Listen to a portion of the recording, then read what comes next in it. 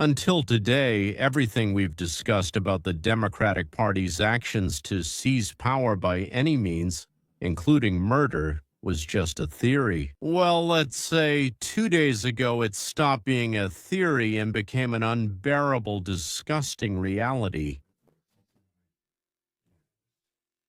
A safe was found in the CIA, which was carefully hidden from the official leadership.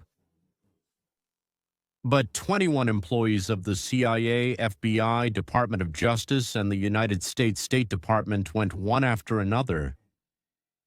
Subtitles created by Dima Torzok. Director of National Intelligence Tulsi Gabbard today released a sensational report exposing a conspiracy by sitting President Barack Obama and his intelligence agencies to sabotage President-elect Donald Trump, brainwash the electorate, and undermine the legitimacy of the election. There is irrefutable evidence showing how President Obama and his national security team directed the creation of an intelligence community report that they knew was false. A fully confirmed operation to carry out the mission of the newly elected president.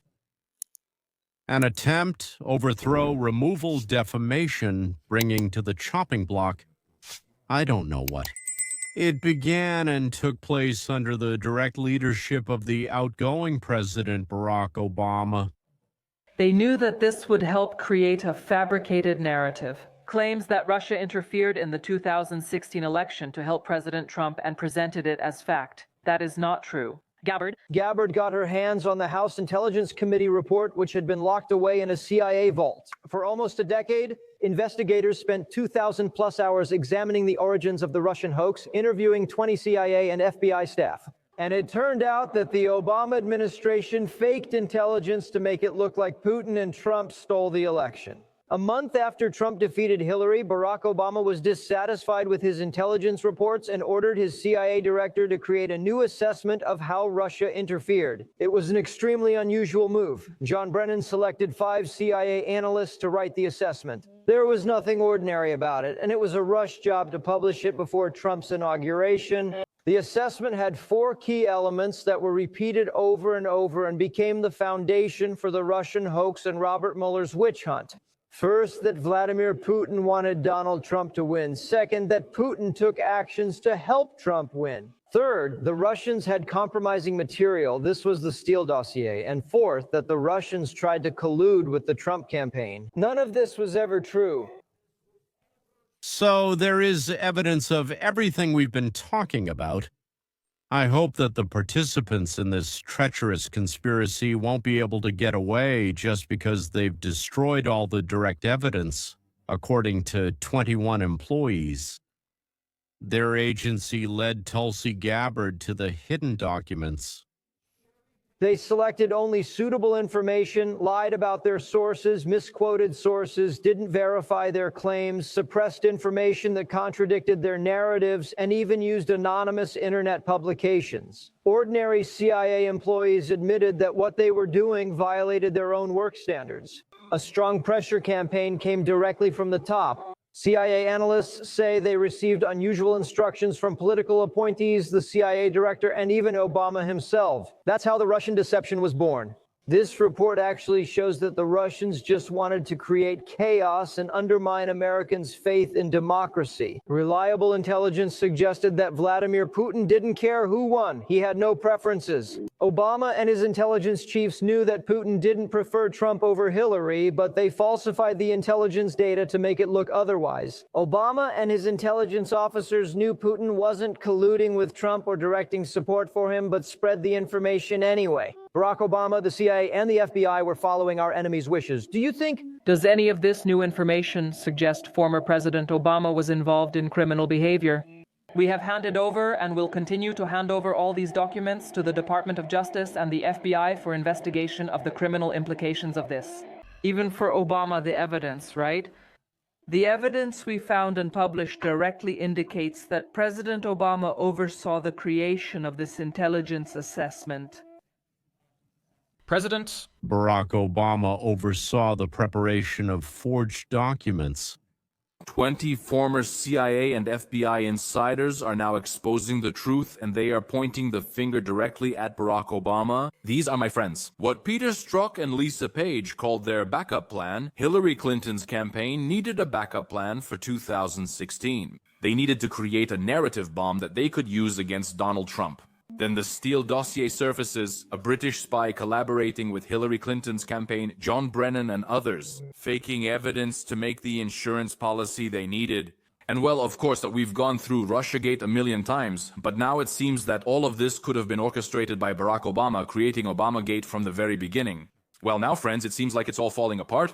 We have real insiders from the department who are telling us that all of this was a coordinated campaign for political use. Not sure about you, but it feels like we're on the verge of something big. We have new documents about the Clinton Foundation's finances. New evidence reportedly suggests Burisma bribed Joe and Hunter Biden with $5 million each. Cases are underway against Comey, Strzok, and Brennan. Everything is now under scrutiny. Now, some may be cooperating with the federal government and implicating Barack Obama. Either we're in for the biggest letdown in history or something huge is about to happen. Liberals, spare me the talk about norms as if we're to forget what you did to President Trump. All those fabricated charges, baseless cases, made-up stories, legal attacks from all sides. You forced him to defend himself in court. And, well, now I guess it's your turn. Yes, I agree. It's their turn. But so if they made up cases against Trampu, then these guys are up to their elbows in it. Well, at the very least in dirt, and possibly in blood. Actually, in blood, too. A bit later, I'll tell you some amazing news from New York. The city is actually falling apart. Falling apart. Here's one of those who came to Congress to talk about how the administrations of Obama and Biden acted. This is Ron Haytik, former director of the San Diego Border Patrol sector. It's a huge line, so to speak, a huge sector, and he served on the border for, as he said, I think 25 years and under 5 administrations. He was shocked by the orders he received during Biden's time.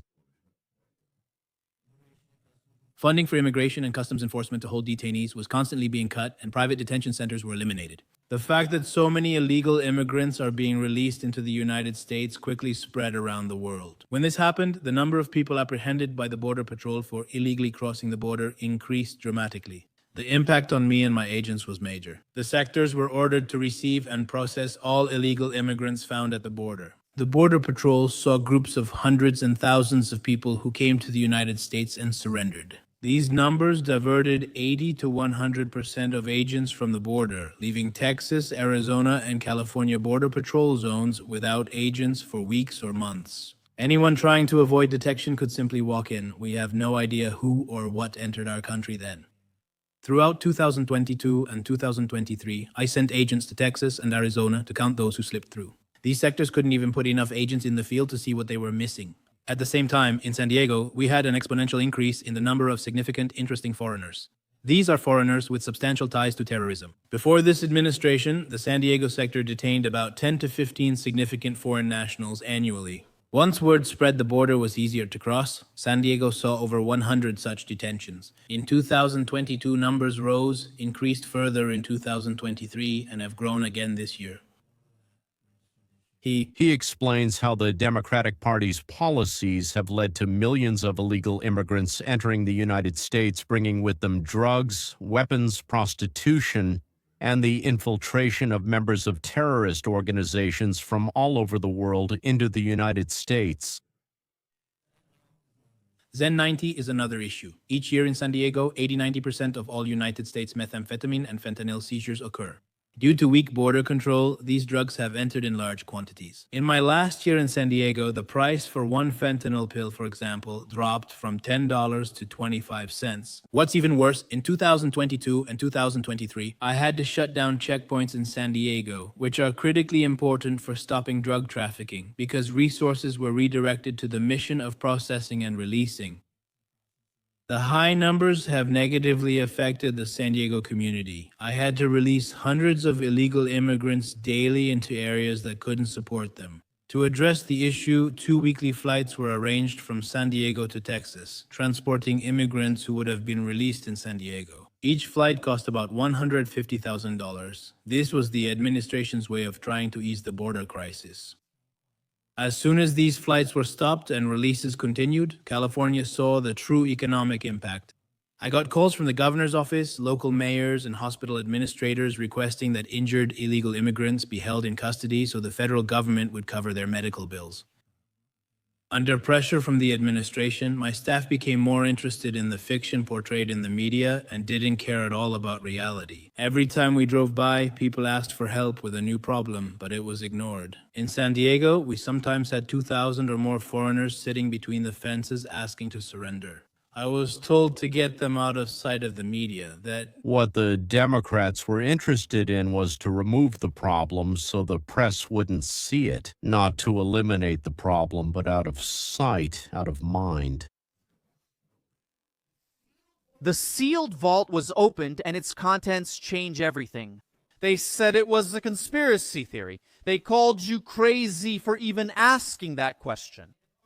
For almost 10 years, traditional media, big tech companies, and Washington insiders hid this story, mocked those who dared to dig deeper, and dismissed ObamaGate as a right-wing fantasy. And now 20 whistleblowers from the CIA and FBI have come forward, and it's shaking up the Washington swamp like never before. On December 9, just a few days after receiving the intelligence report clearing Russia of election interference, Barack Obama held a meeting in the Situation Room at the White House with FBI Director James Comey and his deputy Andrew McCabe, CIA Director John Brennan, James Clapper, who was then the Director of National Intelligence, John Kerry, the Secretary of State, and National Security Advisor Susan Rice. And in that room, together with Obama, they made a decision that would poison American politics for years to come. Here is Tulsi Gabbard. We are looking at where we are right now. Over the past few weeks, we have declassified and released documents that showed how President Obama and intelligence community leaders deliberately fabricated a false intelligence document. After the 2016 election was over, after the American people said no, we want Donald Trump to be our commander-in-chief, not Hillary Clinton. This fabricated document claimed that Russia sought to help President Trump win the election in order to undermine his presidency and usurp the will and votes of the American people who sent Trump to the White House. They decided to fabricate false data that directly contradicted their own intelligence experts. Honestly, I'm certainly not surprised. And of course, you're not surprised either. Those who say the end justifies the means always act like highway robbers, like gangsters, but not in the movies like they're shown in The Godfather, but in real life. One message came in, another message, by the way, about New York, about how it started to fall apart, to collapse. Let me finish with this topic, and I'll tell you. We're not talking about politics anymore, as usual, guys. We're talking about a constitutional crisis. Or as Tulsi said, we're talking about treason. That's the word she used. It was treacherous behavior from everyone involved, so... The so-called grand jury has already convened in Florida, where it's been going on for 2.5, I think even 3 months now. Twice a week, prosecutors, investigators, and witnesses appear before them. Usually it lasts from 1.5 to 6 months. A decision will be made sometime during the year, possibly in January. That is, they will say, yes, we have enough materials to vote to open the case, or they will say, no, it's not enough. They will be dismissed and new materials prepared. If the decision is positive, meaning there are grounds for a trial, then about 2 months after that, court proceedings will begin. In March, we can expect the first hearings, exchange of materials, filing of preliminary motions, and the selection of the jury, which is a very important moment. And somewhere in the second quarter of 26, more likely at the end of the quarter, we can expect the first hearing with the participation of the jury. So what does this actually mean for our political life in the United States of America? So starting from June, maybe July of 26, the main news will be the dirty laundry of the Democratic Party. Well, starting from 2015 up to today, it will be taken out, shaken, and rinsed in front of everyone. And from the janitor to their favorite president, Barack Obama, will turn everything inside out so that it's visible. Scandals and public hearings on high-profile cases usually deepen the divide in society, turning the elections on the 26th into a battlefield between supporters of the two parties. Trump supporters will get a strong reason to unite against the criminal elite, while the Democrats will present it as if it's an attack on political opponents, a threat to our democracy. What do they usually do? As always, the fight will be for the independents. These voters will be watching to see if the Democrats really did, well, let's say those illegal actions, crimes, fabrications, and whether there is evidence of abuse of power. If so, a significant portion of independents will vote against them, meaning for Trump, for the Republicans. If the process seems politically motivated to them, which is what the press will try to do, then on the contrary, it will attract voters to the Democrats, like protect us from those terrible, bad, and absolutely awful Trump supporters. And to bring a former president, any former president, not just Barack Obama, to criminal responsibility, you need to prove more than just the existence of paperwork. That means not just some of his orders or directives, but also direct personal interest. The intention to commit a crime and an understanding of the consequences of such an order. Well, that's insanely difficult. So, well, the president's subordinates bear personal legal responsibility for breaking the law, even if the order came from above. There was already a precedent during the Nuremberg trials, but in the so-called British law that we adopted here, or in the British Code of Laws, which is practically adapted to the United States of America, it always existed but was officially recognized on the world stage during the Nuremberg trials. If it is proven that the perpetrators knowingly broke the law, that is, well, they knew they were breaking the law, and in this case, of course, they knew. Yes, they can be convicted, even if the ex-president is not held accountable. To punish Obama, it is necessary to indisputably prove that the president knowingly gave criminal orders, understood their illegality, and had the intent to commit a crime. In addition, the United States president is protected by special legal and constitutional guarantees. If absolutely irrefutable evidence appears, well, most likely, it will be limited to an investigation, not to the conviction and punishment of Obama. But this could easily end with the conviction and punishment of the perpetrators and with political reputations at stake. Of course, that means the president, the ex-president, without them actually shaking him up or anything like that. But Obama could be forced to testify. Sometimes closed sessions are held. It's not necessary to drag it out on television, as they say. Sometimes it also happens in written form. Bill Clinton, for example, testified during Special Prosecutor Starr's investigation.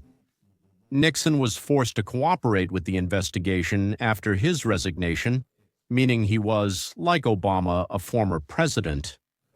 In any case, a well-prepared case with plenty of evidence and witnesses could have a massive impact on the 2026 elections, and it could decide the fate of Congress, meaning a massive shift of seats in Congress into the hands of the Republicans.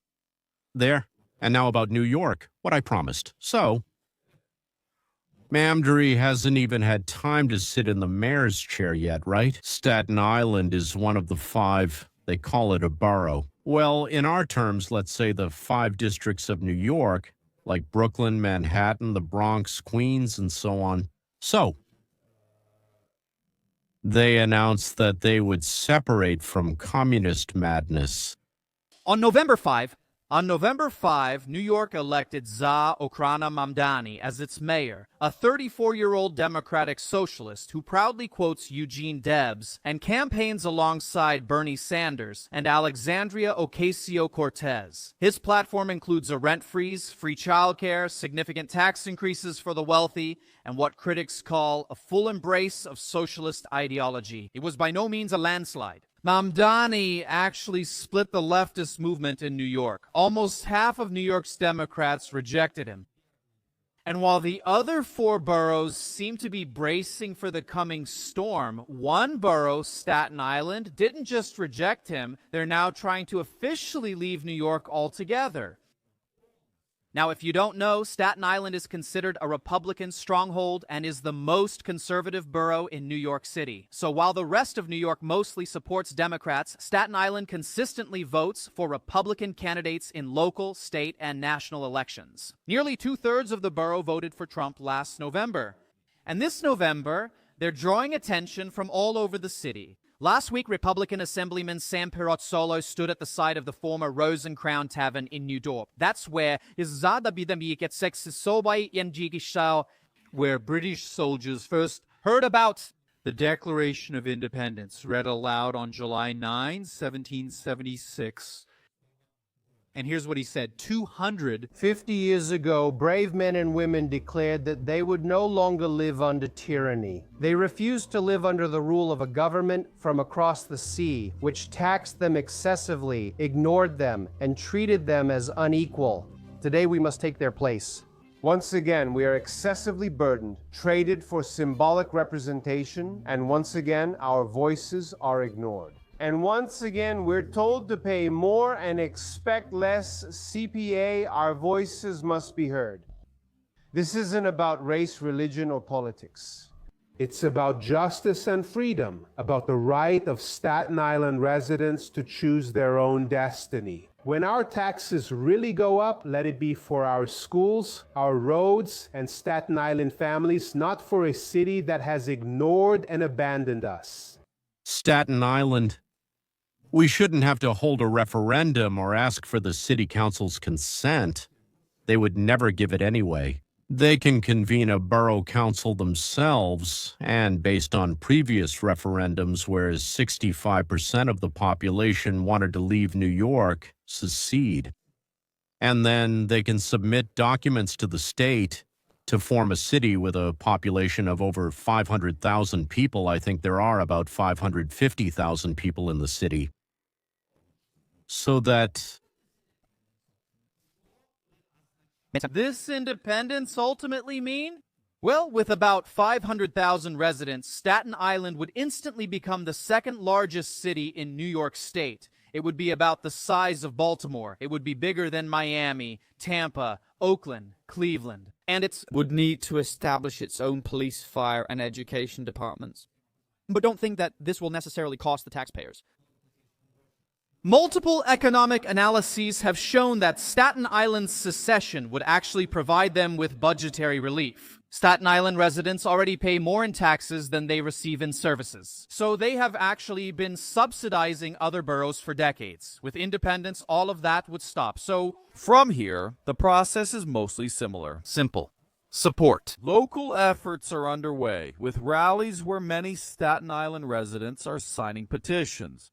Then comes the feasibility study and economic analysis. A likely non-binding referendum will let Staten Island residents express their opinion. And finally, the Staten Island legislature, or rather the state legislature, will have to approve the new city charter. And importantly, Governor Hochul and the legislature will have to approve it. And here there is an unpredictable factor. President Trump has already threatened to cut federal funding for New York under Mamdani's leadership. The federal government supporting Staten Island's independence could significantly change the situation. If Staten Island succeeds in this secession, it will set a precedent that could spread across America. Again, the key point here is that large-scale secession, or de-annexation as it's called, is already happening. But with Staten Island gaining independence, conservative enclaves located in cities governed by progressive forces across the country will get a roadmap. I'll add to that, wealthy New Yorkers won't have to rush off to Florida or Texas anymore. Yes, and they can stay in the region they're used to without a communist fool ruling their lives by moving to Staten Island, which is already called a Republican paradise. That's the interesting news, ladies and gentlemen, and until next time.